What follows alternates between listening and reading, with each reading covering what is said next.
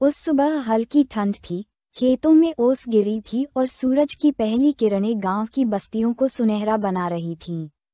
लेकिन उस रोशनी में एक कोना ऐसा भी था जहां रोशनी पहुंचती तो थी, मगर इज्जत नहीं। छोटा सा ओम प्रकाश नंगे पांव, कंधे पर झोला और आंखों में मासूम जिज्ञासा लिए स्कूल जा रहा था। स्कूल का पहला दिन था। माँ ने कहा था, बेटा, तू पढ़ लिख जाएगा तो तेरी जिंदगी हमारी जैसी नहीं होगी। शायद तेरे हाथ में झाड़ू नहीं, कलम होगी। लेकिन स्कूल पहुंचते ही जिस स्वागत ने उसका इंतजार किया था, वो फूलों का नहीं, कांटों का था। एक जूठन सिर्फ बचा हुआ खाना नहीं, आत्मा पर दाग है। जूठन, इस शब्द की परिभाषा किसी शब्दकोश में नहीं मिलती जो वाल्मीकि के जीवन को समझा सके। यह वह बचत नहीं थी जो प्रेम से की गई हो। यह वह छोटापन था जो जिल्लत से भरा हुआ था। जब ऊंची जाति के घरों में शादी होती थी, वहां बचा हुआ खाना थालियों में चिपका परोसा नहीं गया, उसे बटोरकर दलितों को दिया जाता था। ओम प्रकाश की माँ उन बासी रोटियों को पानी में भिगोकर बच्चों को खिलाती थी, और जब कोई बच्चा नाक चढ़ाता तो माँ की आंखों में आंसू होते थे। गुस्सा नहीं, ये जूठन नहीं थी, यह मजबूरी थी। ये सवाल था, क्या इंसान की भूख भी जात देखती है? 2 बचपन की पहली चोट, स्कूल का पहला दिन। ओम प्रकाश जब स्कूल गया तो मास्टर जी ने पूछा, कौन जात हो? वाल्मीकि। उस एक शब्द ने उस मासूम बच्चे के माथे पर समाज का वह ठप्पा लगा दिया जो उम्र भर धुला नहीं। मास्टर जी ने उसे बैठने नहीं दिया, न पानी पीने दिया। स्कूल में बैठने की जगह नहीं मिली, लेकिन झाड़ू थमा दी गई। जब तक स्कूल खुलेगा तू मैदान साफ करेगा। क्यों? क्योंकि वो वाल्मीकि था। उसके हाथों में कलम नहीं, झाड़ू शोभा देती थी समाज की नज़र में। 3 माँ की आंखों में सन्नाटा, पिता के हाथों में मजबूरी। जब वह रोता हुआ घर लौटा तो माँ का चेहरा देखिए, वह रोई नहीं, वह टूटी नहीं, वह एक सन्नाटा थी, मानो सदियों से वह जानती थी कि यही होगा। पिता खामोश बैठे रहे, फिर धीरे से बोले, बेटा, तू फिर भी पढ़, क्योंकि यही एक रास्ता है जिससे तू उनकी निगाहों से ऊपर उठ सकेगा। 4 जूठन केवल भोजन नहीं, पहचान का प्रतिबंध है। वाल्मीकि को भोजन की थाली नहीं मिलती थी, क्योंकि उसका जन्म उस जात में हुआ था जिसे समाज ने छूने योग्य नहीं समझा। वह अपने दोस्तों के साथ नहीं बैठ सकता था, वह उनके बर्तनों में पानी नहीं पी सकता था, वह मंदिर में नहीं जा सकता था, वह खेल के मैदान में सबसे आखिरी में चुना जाता था। ये सब इसलिए नहीं कि वो कमजोर था, मूर्ख था या बुरा था, सिर्फ इसलिए कि वह एक दलित था। ये कैसी व्यवस्था है जहां एक बच्चा जन्म लेते ही समाज की आंखों में गुनहगार हो जाता है? 5 जूठन का भावनात्मक बोझ, आत्मा की चुभन। कभी किसी ने यह महसूस किया है कि जब आप किसी के बचे हुए को खाने को मजबूर होते हैं तो वह आपके शरीर से नहीं, आत्मा से गुजरता है? ओम प्रकाश जब किसी ऊंची जाति के घर से बचा हुआ खाना लाता था तो उसका मन कहता, क्या मैं सच में इतना ही तुच्छ हूं कि मुझे ताज़ा खाना खाने का हक नहीं? जूठन का मतलब सिर्फ पेट भरना नहीं था, वह एक अपमान था जिसे हर निवाले के साथ निगलना पड़ता था। 6 मगर उसी जूठन में पैदा हुआ सवाल, क्यों? और यहीं पर कहानी बदलती है। एक दिन ओम प्रकाश ने माँ से पूछा, माँ, क्या हम हमेशा दूसरों का बचा हुआ ही खाएंगे? माँ ने कोई जवाब नहीं दिया, लेकिन उस दिन उसकी आंखों में कुछ टूटा। यहीं से शुरू हुआ सवालों का जन्म। क्यों मैं मंदिर में नहीं जा सकता? क्यों मैं स्कूल में सबसे पीछे बैठता हूँ? क्यों मुझे अपने हाथों से मिट्टी साफ करनी पड़ती है? और फिर उस मासूम सवाल ने विद्रोह की नींव रखी, क्यों नहीं मैं भी एक दिन लिखूं, पढ़ूं, बोलूं और समाज से कहूं, देखो मैं भी इंसान हूं। 7 जूठन एक सामाजिक प्रतीक। जूठन सिर्फ वाल्मीकि की थाली की बात नहीं है, ये हमारे समाज की थाली की बात है, जिसमें सम्मान की जगह जात बैठी है, जहां मानवीय गरिमा को भूख और भेदभाव से छोटा मान लिया गया। वाल्मीकि की आत्मकथा इसीलिए इतनी महत्वपूर्ण है क्योंकि वह हमें याद दिलाती है कि जूठन खत्म तब होगी जब समाज उसे देना बंद करेगा और दलित उसे स्वीकारना बंद करेंगे। 8 अंत नहीं, शुरुआत है ये। इस पहले बिंदु की कथा यही कहती है कि जब एक बच्चा अपने पहले स्कूल के दिन अपमानित होता है, जब उसकी माँ के हाथों में सिर्फ बचा हुआ खाना होता है, जब उसके सपनों की शुरुआत ही तिरस्कार से होती है, तो उस बच्चे के भीतर एक विद्रोह जन्म लेता है। और वही विद्रोह, वही चोट, वही जूठन आगे चलकर बनती है एक किताब, एक क्रांति और सबसे बड़ी बात, एक इंसान की आवाज़। आगे बढ़ने से पहले कृपया चैनल को लाइक और सब्सक्राइब करें ताकि आपका साथ हमेशा बना रहे और हमारी हर नई बात आप तक पहुंचती रहे। सूरज ढलने ही वाला था। खेतों के किनारे एक सूखी मेड़ पर एक बच्चा बैठा था। हाथ में एक फटी पुरानी कॉपी थी और उसमें आधे पन्ने तक लिखी कुछ टेढ़ी मेढ़ी पंक्तियां। वह बार बार मिटा रहा था और फिर से लिख रहा था, फिर से मिटा रहा था। क्यों? क्योंकि यह उसका लेख नहीं था, यह उसकी चीख थी। उस बच्चे का नाम था ओम प्रकाश वाल्मीकि। एक स्कूल की सीढ़ियां नहीं, दीवारें थीं उसके लिए। उसका स्कूल गांव के ठीक बीच में था, जहां ज्यादातर ऊंची जाति के बच्चे पढ़ते थे। स्कूल का भवन छोटा था लेकिन घमंड बड़ा। जब वह स्कूल में दाखिल हुआ, उसे सबसे पीछे बैठाया गया। नहीं, बैठने नहीं दिया गया, खड़ा रखा गया। पहला दिन, पहला अनुभव और पहला अपमान। अबे, तू वहां मत बैठ। तेरे बैठने से जमीन अपवित्र हो जाएगी। जा, झाड़ू पकड़, स्कूल की सफाई कर। तेरे जैसे लोग पढ़ने नहीं, काम करने के लिए पैदा होते हैं। ये वाक्य उसके बचपन का पाठ्यक्रम थे। शिक्षा उसके लिए अक्षरों का ज्ञान नहीं, अस्थियों में चुभती छड़ी थी। 2 किताबें जिनमें अक्षर कम, आंसू ज्यादा थे। एक दिन वह एक किताब लेकर स्कूल पहुंचा। किताब उसकी नहीं थी, किसी ऊंची जाति के लड़के की फेंकी हुई थी। उसने उसे समेटा, झाड़ा और अपने बस्ते में रख लिया, क्योंकि उसके पास किताब खरीदने के पैसे नहीं थे। जब वह उस किताब से पढ़ने लगा, मास्टर ने देखा और चिल्लाया, ये किताब कहाँ से चुराई? वाल्मीकि हो, चोरी तो खून में होगी। उस दिन उसके गाल पर सिर्फ तमाचा नहीं पड़ा, बल्कि वह तमाचा उसके सपनों पर पड़ा। लेकिन घर आकर उसने माँ से एक ही बात कही, माँ, एक दिन मैं खुद किताब लिखूंगा, ऐसी किताब जो कोई मुझसे छीन न सके। 3 शिक्षा, जहाँ संघर्ष ही सबसे बड़ा पाठ था। उसका स्कूल तक पहुँचना हर दिन युद्ध था। रास्ते में बच्चे उसे पत्थर मारते थे, कुएं का पानी नहीं पी सकता था, मास्टर उसका नाम लेने से इनकार करते थे, बैठने के लिए चटाई नहीं मिलती थी, गीली जमीन उसका आसन थी। एक दिन बारिश में भीगता हुआ वह स्कूल पहुंचा, कीचड़ से भरा शरीर, भीगी किताबें, और मास्टर ने कहा, जा घर जा, तुझे कौन पढ़ाएगा? उस दिन उसने आंसू नहीं बहाए। उसने सिर झुकाया और कहा, अगर मैं घर चला गया तो फिर कभी नहीं लौटूंगा, लेकिन अगर यहीं रहा तो शायद एक दिन मैं कुछ बन सकूं। 4 कलम थमी, पर छोड़ना सीखा नहीं। जब पहली बार उसे एक पेन मिला, वो उसका अपना नहीं था, किसी ने फेंका था। वो टूटी हुई थी, लेकिन लिखती थी। ओम प्रकाश ने उस पेन को ठीक किया, उसमें स्याही भरी और लिखा, मैं हूँ, मैं भी लिख सकता हूँ, मैं भी सोच सकता हूँ। उस टूटी हुई पेन ने जिस आत्मसम्मान को लिखा, वह किसी किताब की इबारत नहीं थी, वह उसकी आत्मा की आज़ादी थी।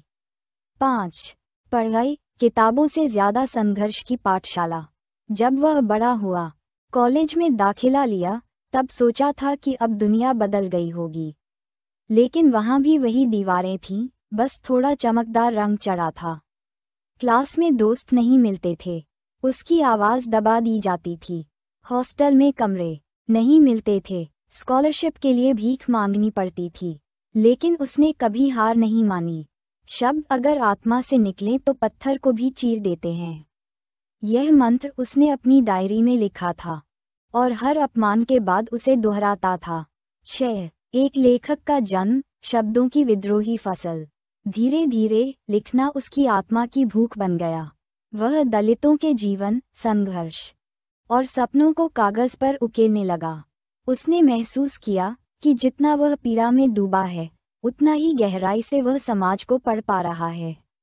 जूठन, वह किताब, वह चीख, वह आत्मकथा उसी संघर्ष की संतान थी।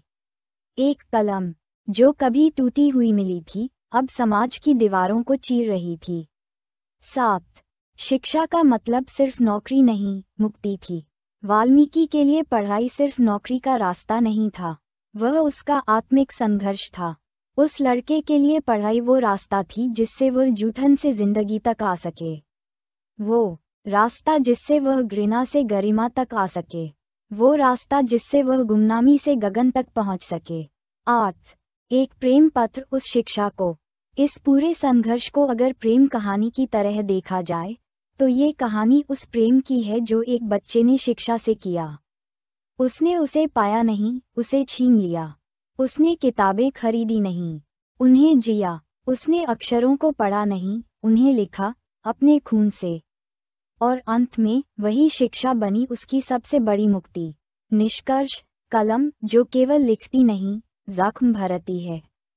आज जब हम जूठन पढ़ते हैं, तो हमें उसमें केवल एक आत्मकथा नहीं मिलती, हमें एक बच्चा मिलता है जो हर दिन रोशनी की ओर दौड़ता है, और हर बार अंधकार उसे खींच लाता है, लेकिन वह हार नहीं मानता। ओम प्रकाश वाल्मीकि की कलम इस देश की जमीन से निकली सबसे सच्ची आवाजों में से एक है। एक बार दीपावली की रात थी, पूरा गांव रोशनी में नहा रहा था।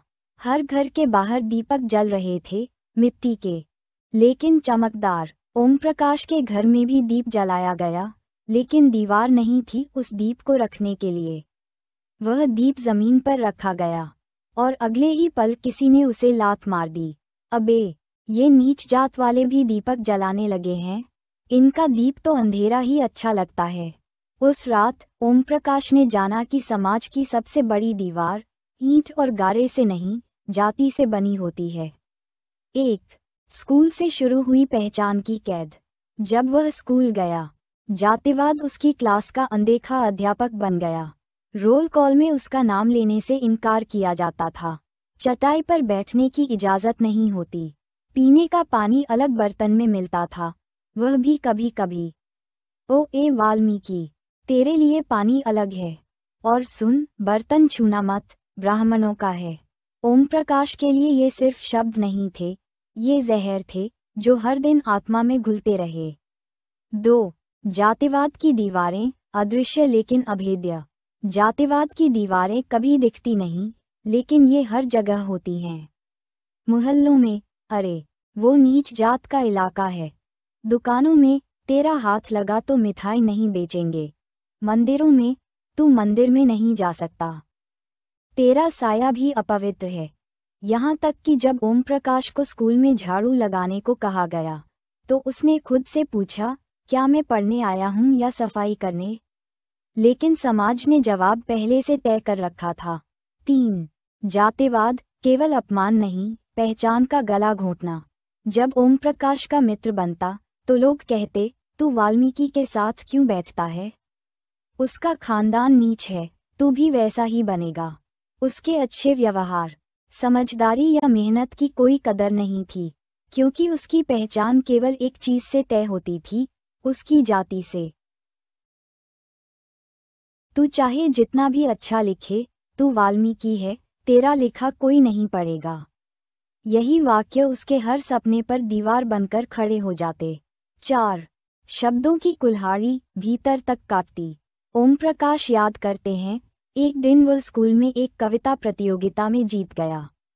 कविता इतनी सुंदर थी कि सभी शिक्षकों ने तारीफ की, लेकिन फिर एक शिक्षक ने नाम पूछ लिया।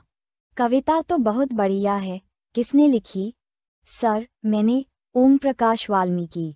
और अचानक सब चुप हो गए, तारीफें हवा में उड़ गईं।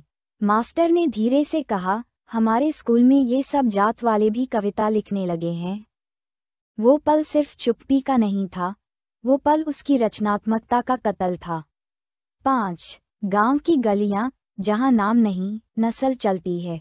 जब वह गलियों से गुजरता तो बच्चे उसे नाम से नहीं पुकारते, गाली की तरह उसकी जाति का नाम चिल्लाते। ए चूहड़े, कहाँ जा रहा है? तेरे बाप की नौकरी छूटी क्या? गांव के मंदिर में कदम रखा नहीं कि घंटियां बंद कर दी जाती। उसके घर के पास अगर कोई ऊंची जाति का आदमी आता तो अपने रुमाल से नाक ढंक लेता। वह सिर्फ एक इंसान नहीं था, वह एक अपराध था जिसे जन्म से ही दोषी मान लिया गया था। 6. जातिवाद सिर्फ सामाजिक नहीं, मानसिक गुलामी।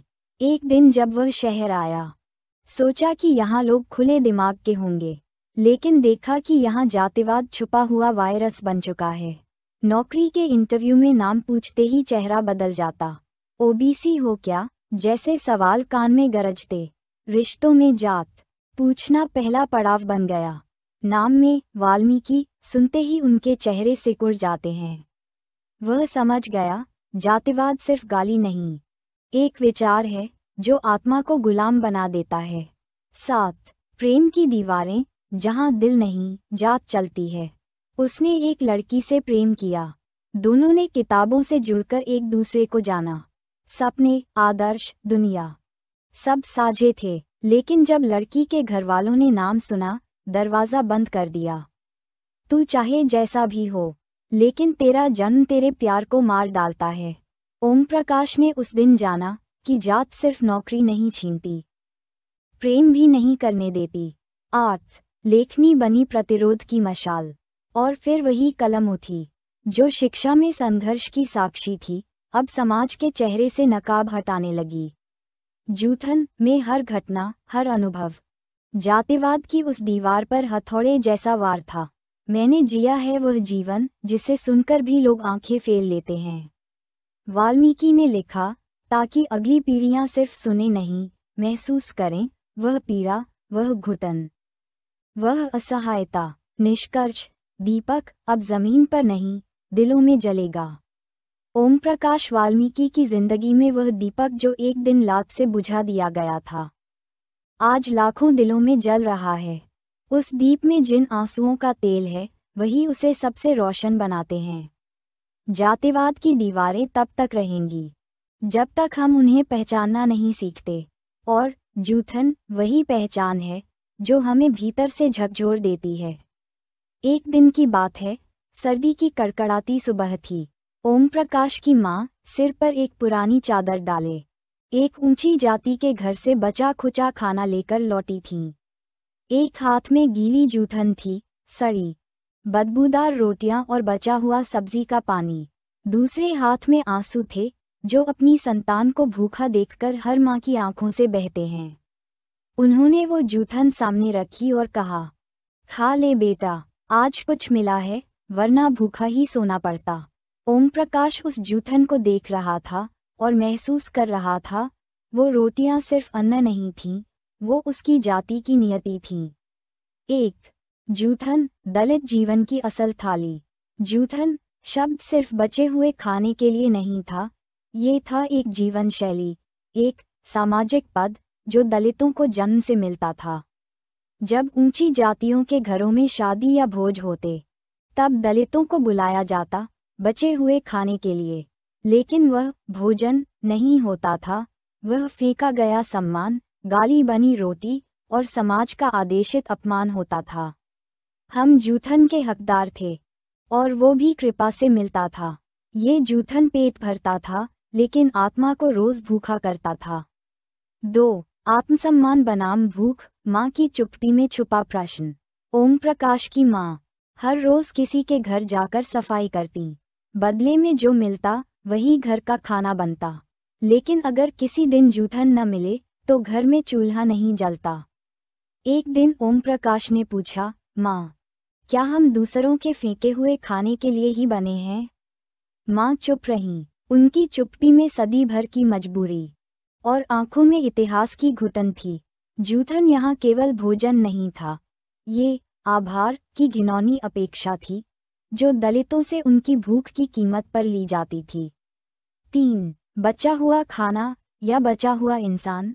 समाज में जूठन केवल भोजन की बात नहीं थी, बल्कि ये दिखाता था कि दलितों को इंसानों की तरह नहीं, वस्तुओं की तरह देखा जाता है। जब खाना बंटता तो दलितों को अंत में बुलाया जाता, ताकि जो बचे वही दिया जाए, वो भी जमीन पर, पत्तल भी नहीं, और कभी कभी हाथ से भी नहीं। बची हुई रोटियां दी जाती थीं, लेकिन मानवीयता पहले ही फेंक दी जाती थी। ऐसा लगता था जैसे वो खुद इंसान नहीं, बल्कि समाज के बचे हुए लोग हैं। 4.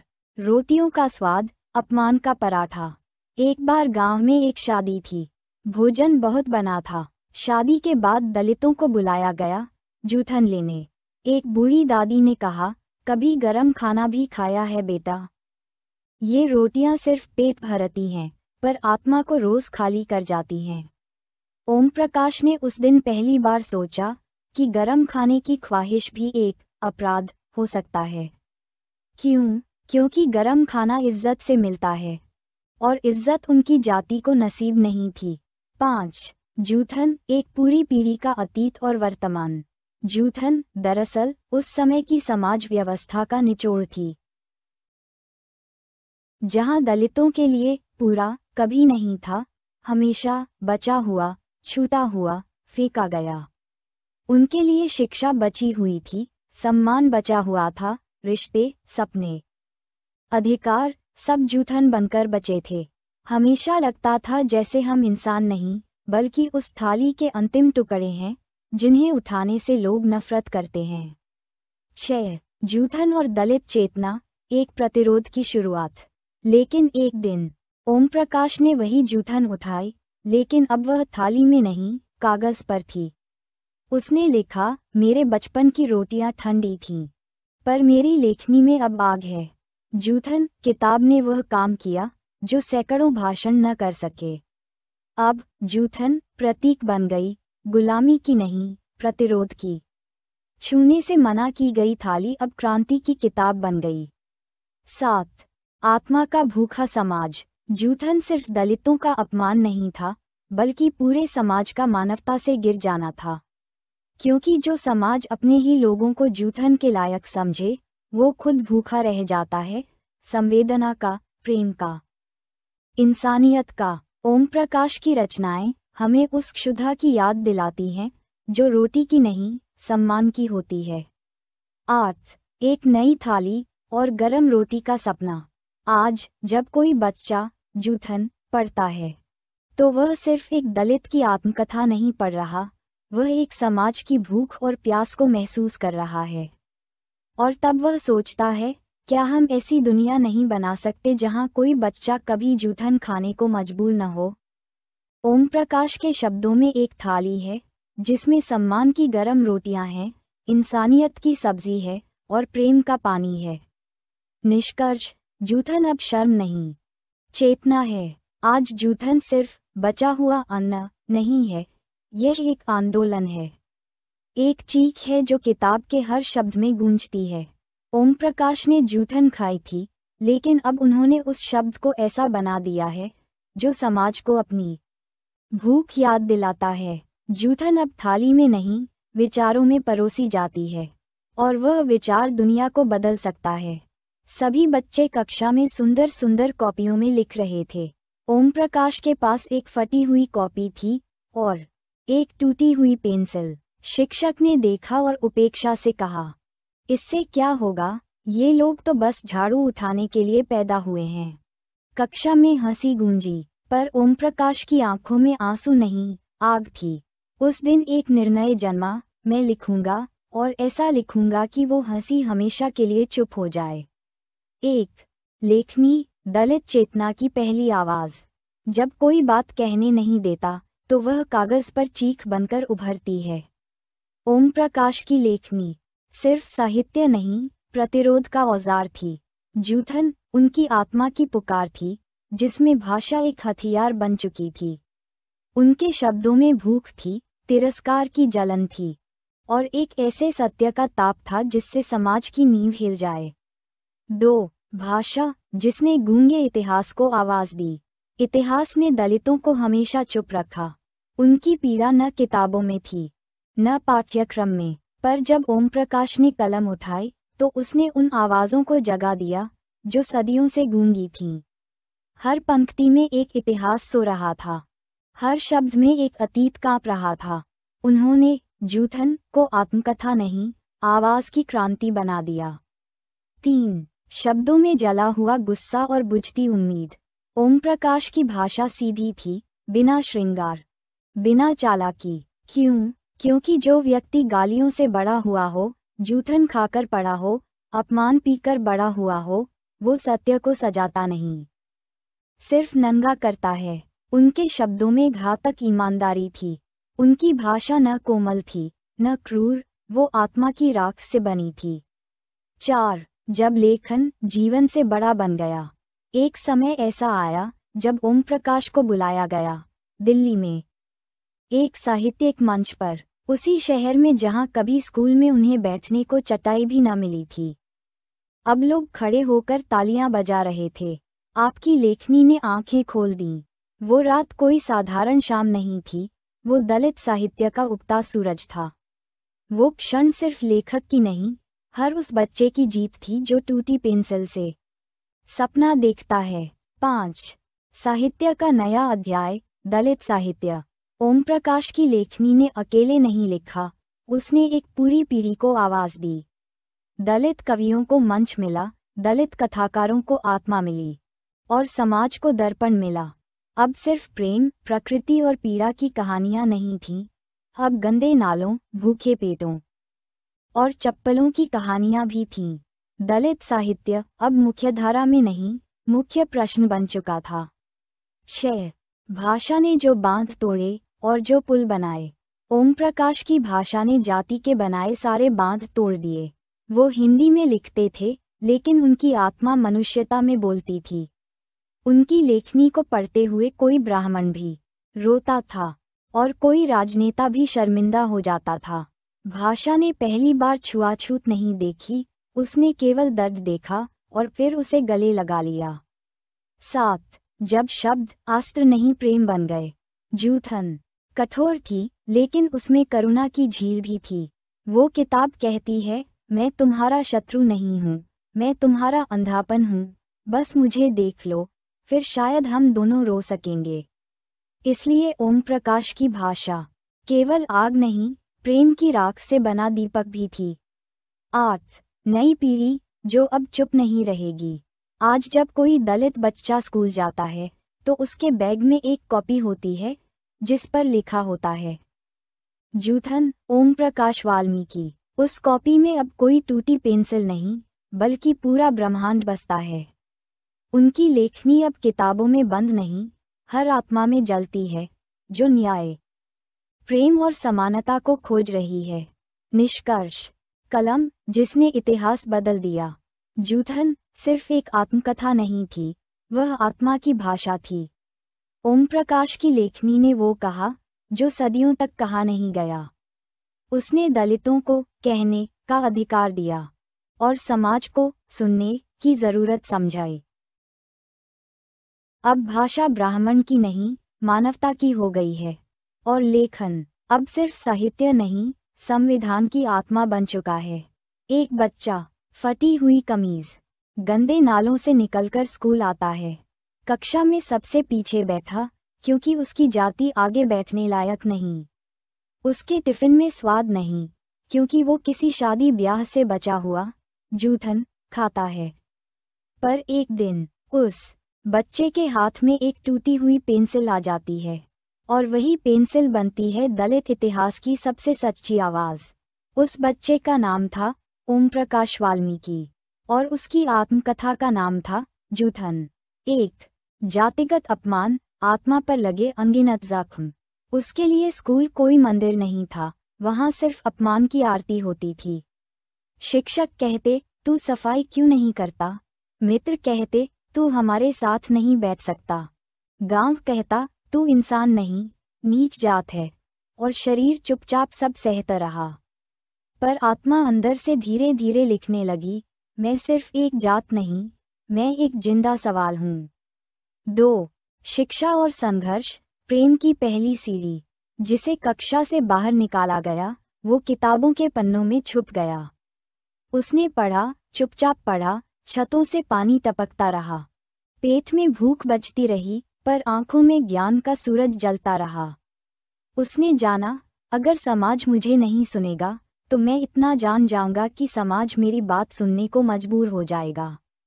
3. आत्मसम्मान की खोज, टूटी हुई जात से जागा अडिग आत्मा।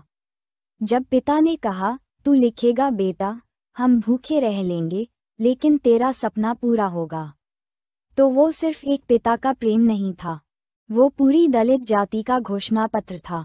ओम प्रकाश ने पहचाना कि सम्मान कोई दया से नहीं मिलता, वो लड़ाई से, लेखनी से और लहू से आता है। और फिर हर इंसल्ट नहीं रही, वो क्रांति की ईंट बन गई। 4. सामाजिक बहिष्कार, प्रेम के नाम पर मिलती घृणा। एक दिन एक सवर्ण लड़की मुस्कराई। ओम प्रकाश का दिल धड़क उठा, पर गांव की दीवारें टूट पड़ीं। तू नीच है, उसका नाम मत ले। उस दिन उसने जाना कि समाज प्रेम नहीं करता, वो जात देखता है, चेहरा नहीं। पर ओम प्रकाश ने उस घृणा को भी प्रेम में बदल दिया। उसने समाज से प्रेम नहीं किया, उसने समाज को प्रेम सिखाया। 5. लेखनी और भाषा, जब कलम संविधान बन गई। उसने लिखा, जूठन। हर पंक्ति में एक सदियों पुरानी पीड़ा थी, हर शब्द में एक जलती हुई पुकार। ओम प्रकाश की लेखनी कोई कविता नहीं थी, वो चीख थी, वो प्रार्थना थी, वो प्रतिरोध थी। आज जब कोई दलित बच्चा स्कूल जाता है तो उसके बैग में सिर्फ किताब नहीं होती, उसमें ओम प्रकाश की आत्मा होती है। निष्कर्ष, एक प्रेम कहानी, जाति से आज़ादी की। जूठन सिर्फ एक आत्मकथा नहीं, वो दलितों की आत्मा का घोष है। ये किताब हमें बताती है, प्यार जात नहीं देखता, सम्मान भीख नहीं होता, और इंसान की सबसे बड़ी पहचान उसकी आत्मा होती है, न कि उसकी जात। ओम प्रकाश वाल्मीकि की कहानी हम सब की कहानी है। कभी ना कभी, किसी ना किसी रूप में हम सबने जूठन खाई है, कभी अपमान की, कभी अस्वीकार की, कभी चुप्पी की। अब समय है कि हम सब मिलकर कहें, हम कोई जूठन नहीं हैं, हम इंसान हैं, और अब बोलेंगे जब तक हर बच्चा स्कूल में सिर्फ पढ़ने नहीं, और हर इंसान समाज में सिर्फ जीने नहीं, बल्कि गर्व से सिर उठाकर कह सके, मैं हूँ और मैं बराबर हूँ, तब तक ओम प्रकाश की लेखनी जलती रहेगी। धन्यवाद। यदि आप हमारी मेहनत की सराहना करते हैं तो कृपया इस पोस्ट को लाइक और शेयर करें, और हमारे इस चैनल को सब्सक्राइब करें।